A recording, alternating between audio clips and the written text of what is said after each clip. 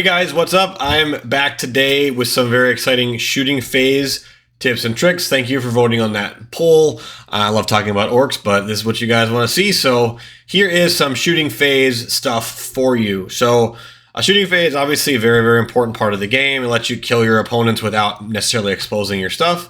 And there's a few tricks that you can use to kind of keep your unit safe and also make sure that you get the most out of your shooting phase. So tip number one is line of sight related. So a lot of people don't know this, but for vehicles specifically, guys, this does not work for infantry. So please don't use this on like multi-unit models, whatever. But for vehicles specifically, you draw a line of sight from anywhere on the vehicle, right?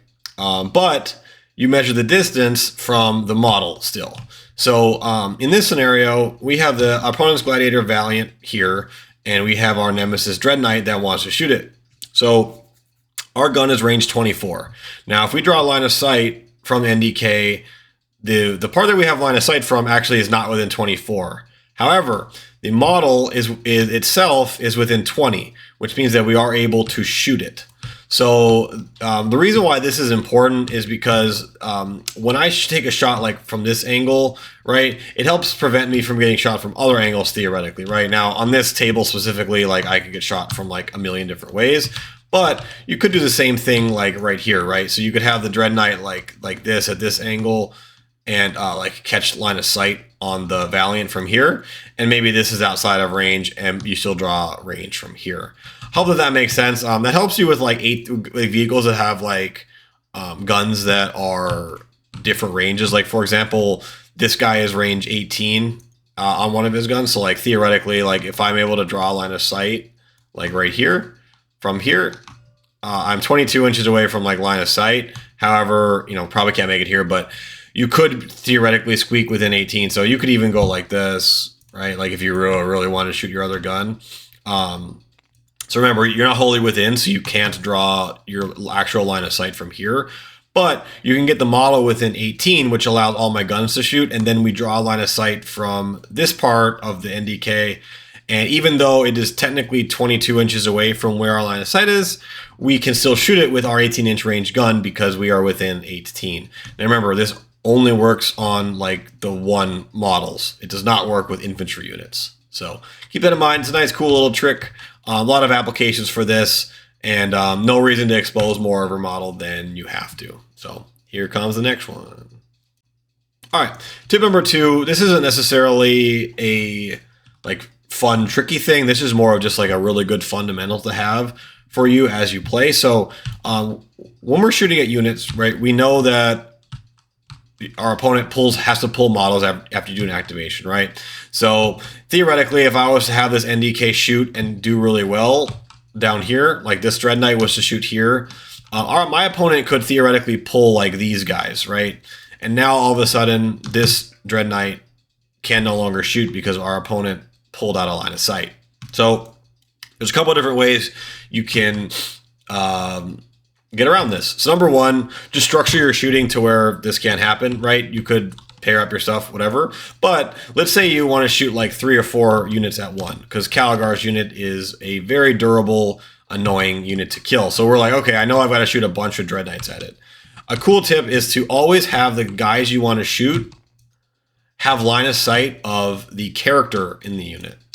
Now, why does that matter so much? Well, because our opponent can't ever pull this model, right? So now I know that like if I was to just drop like literally my entire army to shoot Calgar's unit right here, I know that either one of two things are going to happen. Number one, I'm not going to kill this whole unit, which is like very possible, by the way. Calgar's unit is very hard to kill.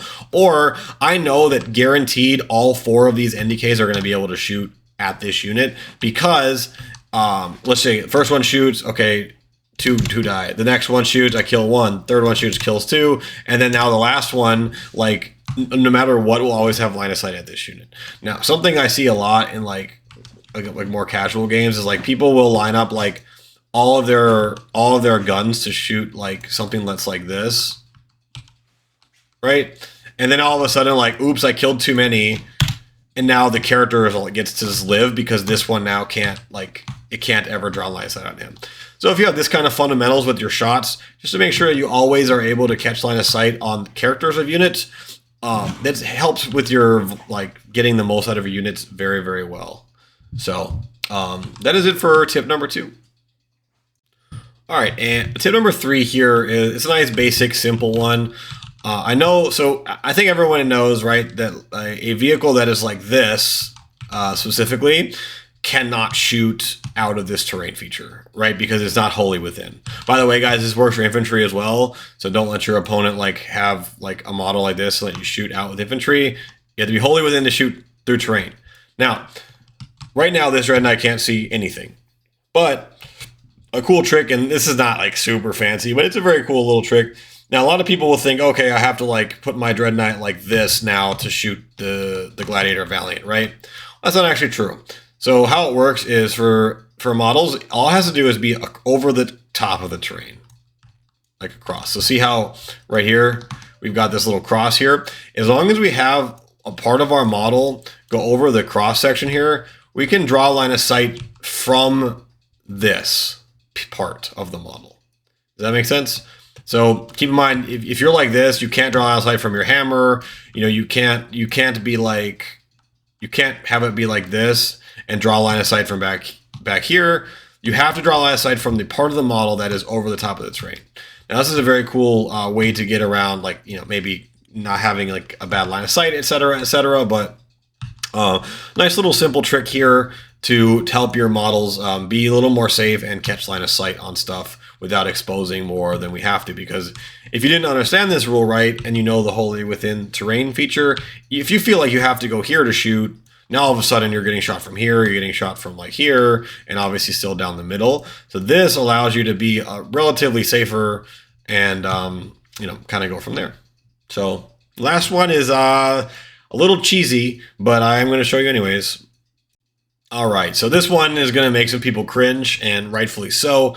However, this does exist in like competitive games of Warhammer, so I really just wanted to show you like how this stuff is possible. So line of sight is rough, right? Line of sight is very, very loose in this game, and it doesn't make any sense, but it is the way that the game's played at a competitive level. So we have Be'lakor here, and we want to have him shoot like this strike squad. Now, it works best on winged models like Magnus is a very, very good model for this kind of stuff, but we can shoot from like the tips of wings without being able to get shot like across here into this unit. So what we can do, we can actually move Be'lakor like right here to where he is not on the terrain feature, so he's not visible this way, but he's drawing line of sight from his wing into the terrain feature. So this has a lot of application, like especially like on something like right here. He could sit right here, and then his wing, like he could even like turn right to where now his wing has like full line of sight all the way here, right? Now remember, he can't shoot all the way across, but he can shoot into this terrain feature. It's a way that he can get around like units being like 1-inching walls, so he could go right here, and now he has line of sight all across this wall here, basically inside.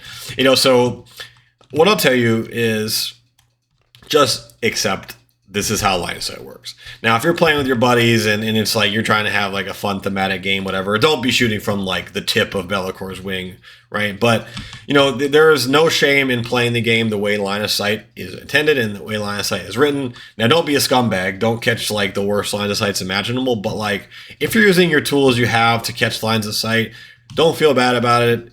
All the best players in the game do it. I do it when I feel like it's within reason. You know, pro players do it. All the best players in the world do this. So like, if your intention is to play competitive Warhammer and like win tournaments and things like that, do not feel guilty about taking these kinds of shots. And that was honestly one of the biggest things that I had to get used to, is just being like, okay, you know what, this is the way the game is. My opponent is aware of it, and we're gonna go play. Now, that's a whole nother video I can get into discussing like when you need to be sweaty like this, et cetera, et cetera. But, you know, as a baseline, guys, don't feel bad about drawing line of sight like this. Now, something that does drive me crazy, and I will show you, and this is something I personally will never do, but you guys have probably seen this before. If your opponent tries to shoot that hammer right there, that's cringe. Okay? This is the type of line of sight that I think is very cringe. Now, again, is it part of the game? It is. But guys, do yourself a favor and be a good opponent and tell your opponent he can go like this. Because if you jump around a wall and I lose my whole unit because my hammer is over the wall like this, like that sucks, and that's just not good Warhammer.